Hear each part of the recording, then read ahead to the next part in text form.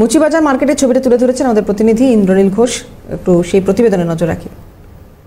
আজকে মুচিবাজারে রয়েছে সকালবেলা, এবং সকালবেলায় যে বাজার, সকালের বাজার কিন্তু ইতিমধ্যে কিছুটা দাম বেশি হলেও আবার কিছুটা নিয়ন্ত্রণেও রয়েছে। যেমন রসুনের দাম প্রায় 250 থেকে 300 টাকা কিলো, এমনটাই কিন্তু জানা যাচ্ছে। এবং শুধু তাই নয়, যে গরমের যে সবজি, সেই গরমের সবজিও কিন্তু কিছুটা হলেও নিয়ন্ত্রণে থাকলেও বেশ কিছু সবজির দাম এখনও পর্যন্ত নিয়ন্ত্রণের বাইরে রয়েছে, এমনটাই কিন্তু যারা ক্রেতা বিক্রেতা রয়েছেন তাদের তরফ থেকে বলা হচ্ছে। দাম কমেছে, ঢেঁড়স এখন 80 টাকা 60 টাকা কিলো, আপনাদের ঝিঙে এখন 50 টাকা কিলো, টমেটো 30 টাকা কিলো 25, এঁচড় 60 টাকা কিলো। গরমের যেগুলো সবই আয়ত্তের মধ্যেই রয়েছে। রসুন তো 400 টাকা নিচে নামছেই না, আর এমনি ফলও তো এখনো পটল 120 টাকা কেজি।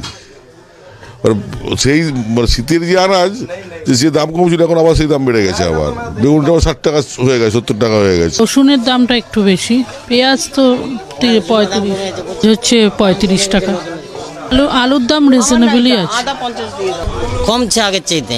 আগে ছিল 600 টাকা পুরনো রসুন, এখন নতুন রসুন 25 টাকা শো হয়েছে, 250 টাকা কিলো, 200 টাকা পাইকারি। দাম 15 টাকা শো আছে, আদার দামটা একটু বেশি আছে, আর নাহলে সব কিছু ঠিক আছে।